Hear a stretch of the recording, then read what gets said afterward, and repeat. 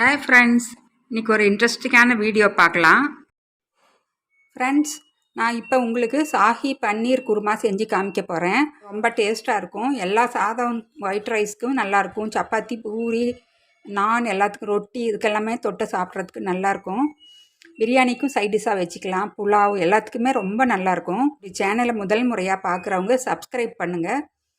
பக்கத்துலேயே ஆளுங்கிற பெல் ஐக்கானை கிளிக் பண்ணுங்கள். அப்போ தான் நான் போடுற அடுத்தடுத்த வீடியோ உங்களுக்கு உடனே கிடைக்கும். வீடியோ ஃபுல்லாக ஸ்கிப் பண்ணாமல் பாருங்கள். அப்போ தான் இதில் எப்படி இது மாதிரி வெள்ளையாக வர்றதுக்கு உண்டான டிப்ஸ் எல்லாம் சொல்லியிருக்கேன். அதுக்கு பன்னீரை இது மாதிரி நல்லா சின்ன சின்ன க்யூப்ஸாக உங்களுக்கு எந்த சைஸ் வேணுமோ அந்த சைஸ்க்கு கட் பண்ணி தண்ணியில் போட்டு வச்சுக்கலாம். தேவையான பொருட்கள் பாருங்கள். கொஞ்சம் எண்ணெய் காய வச்சுருக்கேன். 2 வெங்காயம், பெரிய வெங்காயம் இது மாதிரி நல்லா அறுத்து வச்சுக்கோங்க. நீங்கள் கொஞ்சம் மொத்தமாக கூட அறுத்துக்கலாம். அதை வேக வைக்க போகிறோம். அப்புறம் ஒரு 15 பாதாம் பருப்பு தோல் எடுத்துட்டு நீங்கள் இது மாதிரி எடுத்து வச்சுக்கோங்க. பாதாம் பருப்பு இல்லைன்னா நீங்கள் முந்திரி பருப்பும் போடலாம். ஆக்சுவலாக முந்திரி பருப்பு தானே போடணும். என்கிட்ட முந்திரி இல்லை, ஆனால் பாதாம் இருக்கிறதுனால அதை போட்டிருக்கேன். காரத்துக்கு தகுந்த மாதிரி பச்சை மிளகா. பன்னீரை இந்த ஆயிலில் போட்டு லேசாக வறுத்துக்கலாம். அப்போ தான் பன்னீர் எங்களுக்கு உடையாமல் இருக்கும். குருமாவில் போட்டாலும் டேஸ்ட்டும் நல்லாயிருக்கும். எண்ணெய் நல்லா சூடாயிடுச்சு. நம்ம லைட்டாக கலர் சேஞ்ச் ஆனால் போதும், எடுத்துடலாம். இந்த மாதிரி கலர் கொஞ்சம் லைட்டாக கலர் மாறினாலே போதும். எடுத்து இது மாதிரி நான் தண்ணியில் தான் போட போகிறேன். இந்த பன்னீரெல்லாம் நல்லா ஆயிலில் ஃப்ரை பண்ணி எடுத்து வச்சுருக்கேன். பாத்திரத்தில் ஒரு கிளாஸ் அளவுக்கு தண்ணி ஊற்றிருக்கேன். தண்ணி நல்லா கொதிக்கட்டும். இப்போ தண்ணி கொதிக்க ஆரம்பிச்சிடுச்சு. அந்த ஆனியனை இந்த தண்ணியில் போட்டு வேக வச்சுக்கலாம். ஆனியனும் அந்த பாதாம் பருப்பும் தான் எங்களுக்கு கிரேவி கொடுக்கும். இப்போ இதில் லைட்டாக உப்பு ஆட் பண்ணிவிட்டு மூடி வைக்கலாம். 5 நிமிஷம் ஆயிடுச்சு. வெங்காயம் நல்லா வெந்து பச்சை வாசனையும் போயிருக்கும். ஓப்பன் பண்ணி பார்க்கலாம். பாருங்கள், அந்த வெங்காயத்தோட கலரே இந்த மாதிரி நல்லா ரெட்டிஷாக ஆகிடுச்சு பாருங்கள். இப்போ நீங்கள் ஸ்மெல் பண்ணி பார்த்தாலும் உங்களுக்கு அந்த வெங்காயத்தோட வாசனையே இருக்காது. வெங்காயத்தோட ஸ்மெல்லே எல்லாமே நல்லா இருக்குது. இப்போ இதை வடித்து எடுத்து நல்லா ஆறுனதும் மிக்சியில் போட்டு நல்லா ஒரு ஃபைன் பேஸ்ட்டாக அரைச்சி எடுத்துக்கலாம். இந்த தண்ணியை நாங்கள் அப்படியே வச்சுக்கலாம். இதை வேஸ்ட் பண்ண வேண்டாம். இதை நான் கிரேவி செய்கிறப்ப இதை அதோடு ஆட் பண்ணிக்குவேன். நீங்கள் பன்னீர் தான் போடணுங்கிறதில்ல.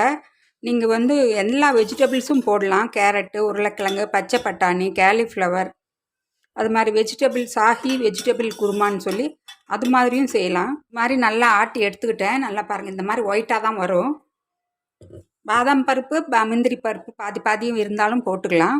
உங்கள் பிரியம்தான். இப்போ இதில் எண்ணெய் ஆட் பண்ணிக்கிறேன். அந்த பன்னீர் ஃப்ரை பண்ண ஆயிலே நாங்கள் யூஸ் பண்ணிக்கலாம். பாருங்கள், 2 பே லீஃப், கொஞ்சம் ரைசின்ஸ் ஆப்ஷன் தான், உங்கள் பிரியம். பட்டை ஒரு சின்ன பீஸ், 2 ஏலக்காய், ஒரு 2 லவங்கம், அதை ஆட் பண்ணிக்கலாம். லோ ஃப்ளேமில் வச்சு நீங்கள் செஞ்சுக்கோங்க. சாஹி பன்னீர் குருமாங்கிறது ரொம்ப ரிச்சாக இருக்கணும். அதனால தான் இதெல்லாம் போடுறேன் நான். பன்னீர் குருமாங்கிறது அந்த காலத்து ராஜாக்கள்லாம் அடிக்கடி செஞ்சு சாப்பிட்டது.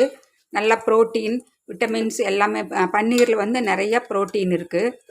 அதனால் இந்த பாதாம் இதில் எல்லாம் அயன், ப்ரோட்டீன் நிறையா இருக்கிறதுனால அடிக்கடி இது மாதிரி செஞ்சு சாப்பிட்டுக்குவாங்க.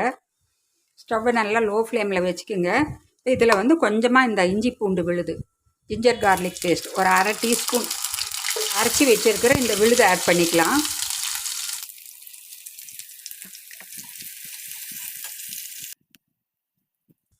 மிக்சிக்கு கழுவி கொஞ்சம் தண்ணியோடு ஊற்றிக்கலாம். இது நல்லா அந்த இஞ்சி பூண்டோட பச்சை வாசனை எல்லாமே போகணும். எந்த விதமான தக்காளியோ அல்லது லெமனோ நான் போட போகிறதில்ல, லெமன் ஜூஸ் எதுவும் போட போகிறதில்ல. அதுக்கு பதிலாக இப்போ நான் தயிர் ஆட் பண்ணிக்கிறேன். நல்லா புளிக்காத கட்டி தயிராக இருந்தால் நீங்கள் ஆட் பண்ணிக்கிங்க. உங்கள் குவான்டிட்டியை பொறுத்து தான். நான் இப்போ நல்லா 2 டேபிள் ஸ்பூன் அளவுக்கு போட்டிருக்கேன் தயிர். நல்லா கலந்து விட்டுருங்க, இந்த தயிர் கட்டி இல்லாமல் இருக்கிற மாதிரி. சாஹி பன்னீர் குருமா இந்த மாதிரி ஒயிட் கலராக தாங்க இருக்கும்.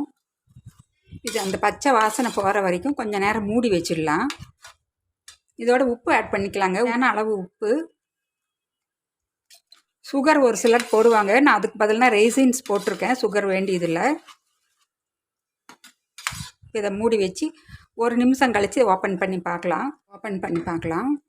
இப்போ இந்த ஸ்டேஜில் கொஞ்சமாக சோம்புத்தூள், கரம் மசாலாவுக்கு பதிலாக இந்த சோம்புத்தூள் தாங்க நல்லா வாசனையாக இருக்கும் இந்த கிரேவிக்கு. இந்த பன்னீர் ஆட் பண்ணிக்கலாம்.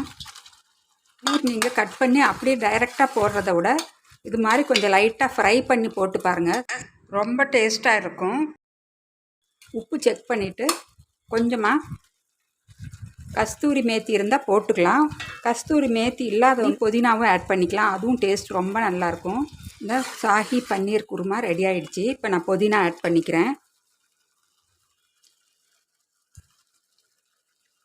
இப்போ ஸ்டவ் ஆஃப் பண்ணிடலாம். இது மாதிரி நீங்கள்லாம் செஞ்சு சாப்பிட்டு பாருங்கள். ஃபீட்பேக்கை கமெண்ட்ஸ் போடுங்க. மறக்காமல் ஷேர் பண்ணுங்கள், சப்ஸ்கிரைப் பண்ணுங்கள்.